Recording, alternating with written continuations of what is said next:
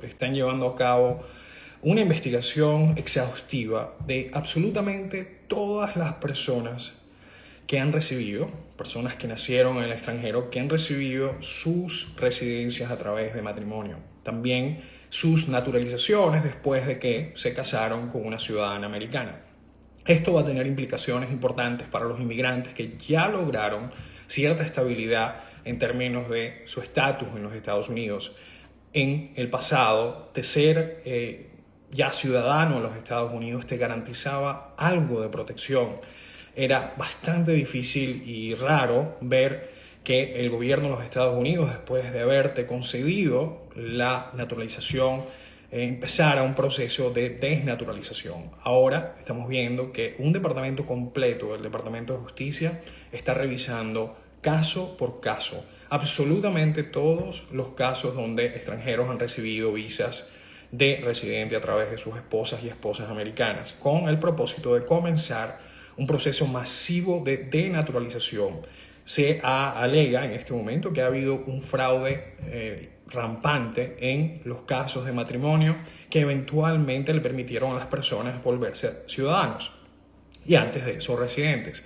Vamos a ver hasta qué punto la administración, que hasta ahora pareciera tener un enfoque en los inmigrantes latinos versus cualquier quizás otro grupo, se enfoca en el sur de la Florida, que inicialmente o generalmente más bien ha sido el enfoque de gran parte de los esfuerzos del Departamento de Justicia cuando viene a procesos de denaturalización. Sabemos de personas que cometieron fraudes con FEMA antes de haberse convertido en ciudadanos, pero también antes de ser juzgados culpables por estos crímenes. El hecho de que se haya llevado a cabo la actividad delictiva y que más adelante se prueben los cargos puede permitirle al gobierno de los Estados Unidos quitarte la naturalización. Así que esto es bien importante. Hoy les habla Juan Antonio Lozada, como siempre en Cafecito Migratorio.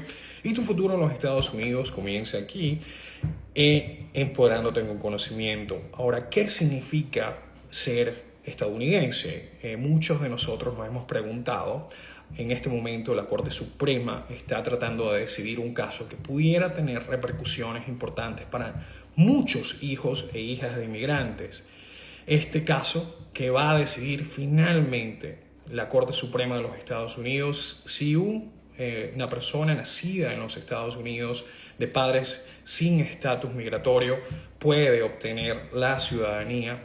Esto podría cambiar completamente décadas y décadas de jurisprudencia y de práctica, quitándole en algunas instancias el derecho a pedir un pasaporte, el derecho a pedir un certificado de nacimiento que le permita mostrar su ciudadanía estadounidense a lo que podrían ser millones de hijos de inmigrantes. Así que todavía no tenemos una decisión de la Corte Suprema, pero estamos esperando una decisión en cualquier momento, algo que de nuevo pudiera definir el futuro de los Estados Unidos y de qué significa ser norteamericano, qué significa ser estadounidense. La pregunta que hago es una pregunta que también llama a la reflexión.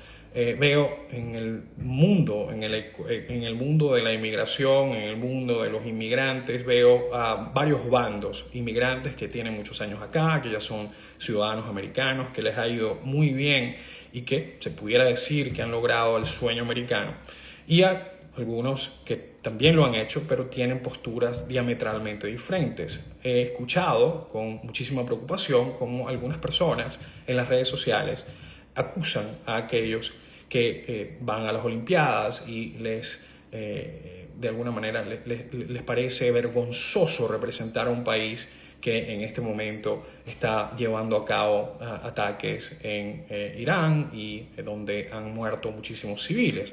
Esté usted de acuerdo o no con la guerra de Irán, yo estuve y serví en la operación Iraqi Freedom. En el 2007 estuve en Irak por 15 meses y les puedo decir que perdimos a muchos compañeros y cuando nos salimos de Irak no sentíamos, muchos de nosotros, también pasó cuando salimos de Afganistán, que había tenido mucho sentido el sacrificio de los compañeros. Esto implica que el costo social que tiene una guerra para la sociedad que está mandando a sus muchachos a morir en esas guerras es un costo que no necesariamente los políticos entienden hasta que ya es demasiado tarde. Y para aquellos que acusan a las personas que están en este momento avergonzadas de representar a los Estados Unidos por lo que en este momento pudiera representarle al mundo, creo que es antiamericano tratar de ponerle una venda en la boca a las personas que quieren protestar, incluyendo diciéndose no estar orgullosos de lo que está haciendo su país. Creo que esto es lo más americano que yo conozco, es el derecho a poder dar tu opinión sin necesidad de que alguien te acuse de no ser americano o de ser antiamericano. Tú puedes ser crítico de la administración de Donald Trump sin necesariamente de ser antiamericano. Creo que eso es nuestro derecho y es importante que no perdamos de vista y no confundamos las dos cosas. No es lo mismo. Estados Unidos no es Donald Trump y Donald Trump no es Estados Unidos. Nunca lo ha sido y nunca lo será. Donald Trump es simplemente el presidente en este momento y ya.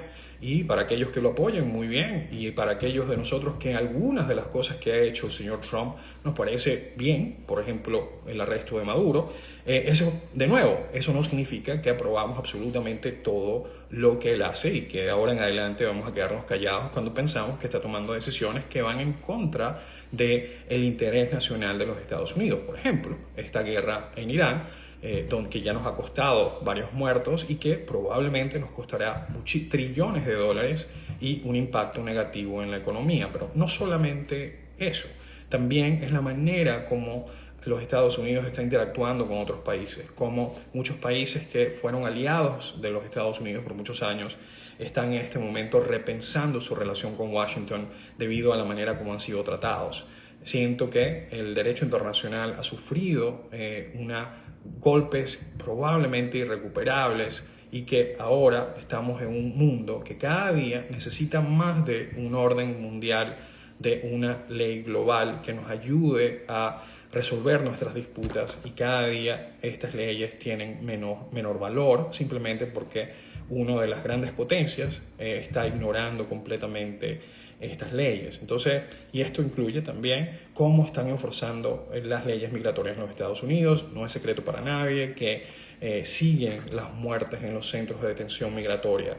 Esto es sin duda no solamente sumamente triste, pero una clara violación de las responsabilidades de los Estados Unidos a nivel con la comunidad internacional. México ha denunciado en varias ocasiones la muerte de sus ciudadanos en custodia, muchas veces por desidia.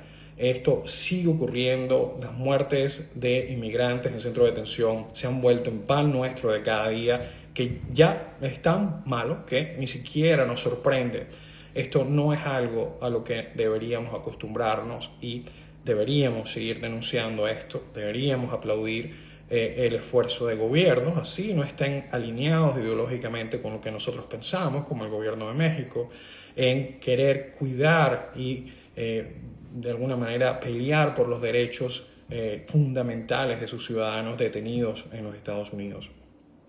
La administración de Donald Trump, según algunas fuentes en Washington, ha escalado de vuelta algunas de las medidas anti-asilo que se habían implementado después de que un inmigrante de Afganistán asesinó a 2 guardias nacionales en Washington, D.C.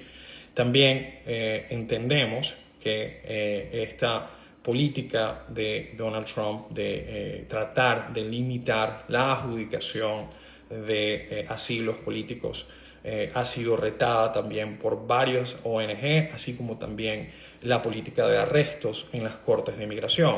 En este momento hay un caso importantísimo donde se podría decidir la legalidad de poder arrestar a los inmigrantes cuando están yendo a sus cortes de inmigración. Ellos admiten en un juicio de primera instancia y cuando digo ellos admiten, el Departamento de Justicia se ha disculpado con el juez que está escuchando la causa en este momento, ya que se cita un memorándum de ICE que daba y que invocaba la autoridad de ICE de detener a sujetos que estaban ya identificados y que se encontraban físicamente cerca de las cortes en general. En ningún momento este memo debió haber sido utilizado como justificación para ir a las cortes de inmigración a recoger a todas las personas que se encontraran allí. Esto simplemente va muy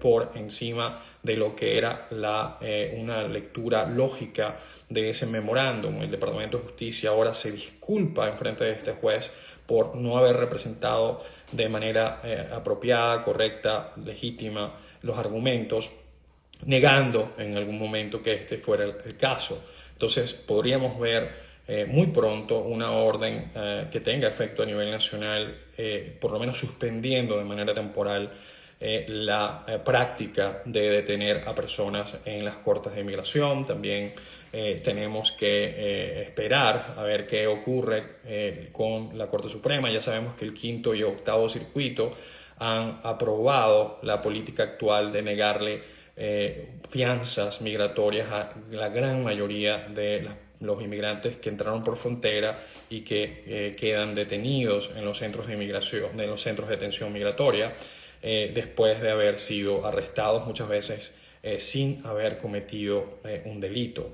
El Senado ya votó para poder fundar o darle el dinero del presupuesto a DHS, con la excepción de ICE. Los fondos que van para fundar las operaciones de ICE todavía siguen congelados, ya que no se han podido poner de acuerdo en el Congreso y esto es algo que probablemente no vamos a ver resuelto por un buen tiempo. En el estado de la Florida continúan los crackdowns de los inmigrantes, uno de los peores estados para ser inmigrante, y esto se está viendo en los números de personas que deciden hoy por hoy inmigrar a el estado de la Florida. Cada día son menos. También estamos viendo con más frecuencia ciudadanos de Cuba que están siendo devueltos a Cuba. Se les está quitando su residencia después de que se demuestra que apenas obtuvieron la residencia permanente en los Estados Unidos, empezaron a viajar de vuelta a Cuba cuando habían inicialmente obtenido esta residencia, alegando que tenían un miedo razonable de retornar a Cuba. Así que esto es un aviso para aquellas personas que están viajando a Cuba o hasta Venezuela. Si usted recibió asilo y después residencia, que sepa que en el aeropuerto de Miami, por lo menos, estamos viendo con mucho más frecuencia estos procesos de interrogación de personas residentes regresando de países de origen, donde en algún momento habían alegado que se les estaba persiguiendo. Así que bien importante que tengamos mucho cuidado con esto. Las preguntas que tenemos hoy, la primera es: ¿existe la posibilidad de aplicar una visa E2 teniendo una empresa desde el 2022, declarando impuestos correctamente con mi esposa, venezolana y colombiana, como titular si entramos por la frontera en el 2021? La respuesta es no. Usted probablemente no tiene ninguna otra opción que no sea el asilo o la visa U si usted es víctima de un crimen. ¿Por qué? Porque al haber entrado por la frontera de los Estados Unidos sin autorización, usted lamentablemente deja de calificar para casi todos los remedios migratorios. Es muy difícil conseguir un ajuste a través de cualquier tipo de visa cuando usted entra por frontera. Lamentablemente solamente le queda asumiendo que el asilo esté a su nombre y no a nombre de su esposa, porque si su esposa tiene doble nacionalidad y ella es la principal del asilo, eso va a ser ese caso mucho más complejo. Así que yo le recomiendo que hable con un abogado, pero sin duda una de dos no sería una opción para usted ni para su esposa.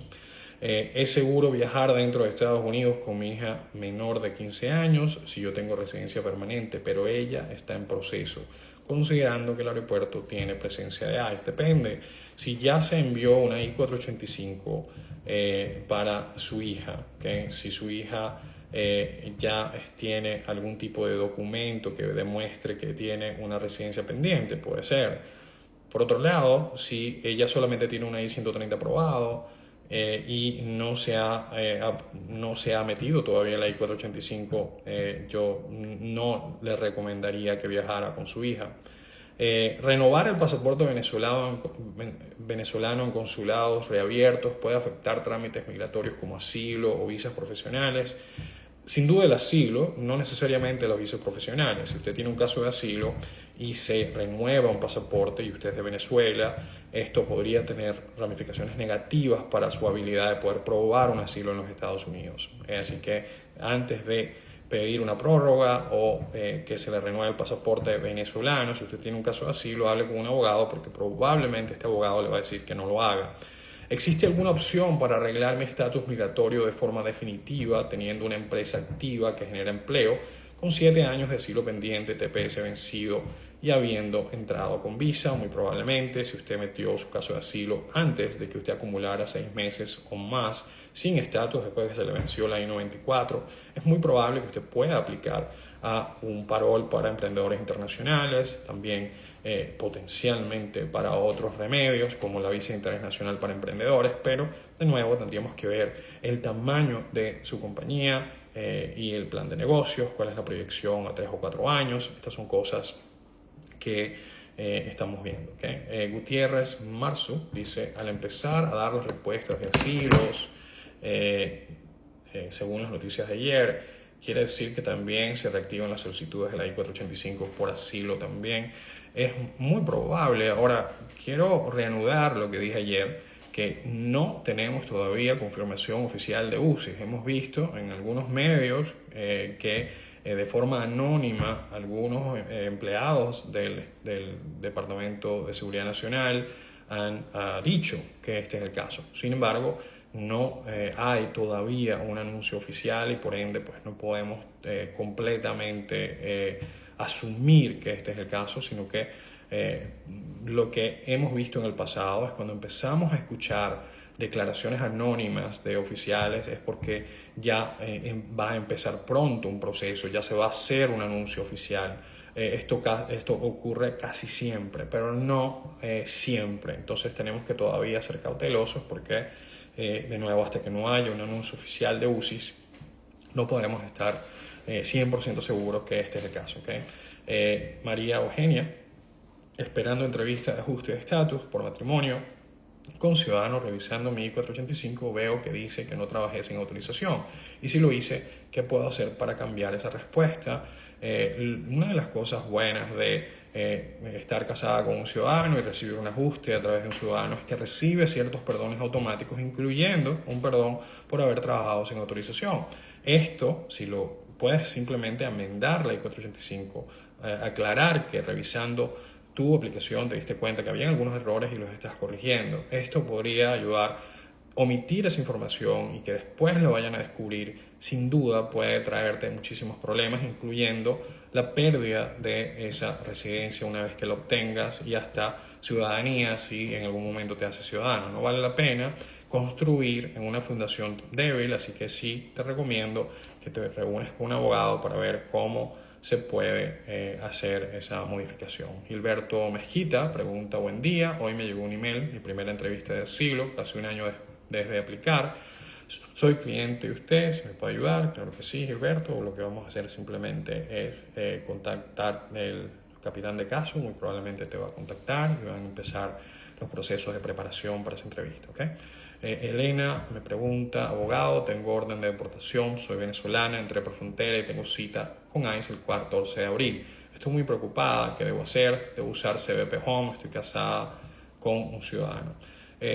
Tienes que hablar con un abogado porque muy probablemente si estás casada con un ciudadano, si ya tienes una orden final de deportación, dependiendo de cómo, si entraste por frontera, lo más seguro es que vas a tener que pedir un perdón 601A.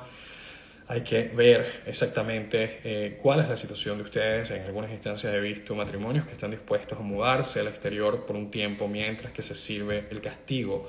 En el caso tuyo podría ser un castigo de hasta 10 años cuando salgas del país. Así que no es una situación fácil, pero tendrías de nuevo que hablar con un abogado para que vea exactamente qué pasó en tu caso de por qué te dieron una orden de deportación, si se apeló, si hay alguna manera de reabrir ese caso. Esas son todas opciones que pudieran funcionar, pero de nuevo hay que ver qué hay en tu expediente. ¿Okay? Esto es todo lo que me da chance de cubrir hoy. Espero que esto haya sido de utilidad. Mi plan o mi intención en este programa es mantenerlos informados y eso es lo que yo creo nos empodera como miembros de esta tribu latinoamericana que estamos haciendo vida en los Estados Unidos. Así que si te gusta este programa, por favor compártelo y asegúrate que otras personas también puedan beneficiarse de entender el contexto de lo que está pasando, por qué está pasando, hacia dónde vamos. Así que bueno, se les quiere mucho, un gran abrazo y hasta luego. Chao, chao.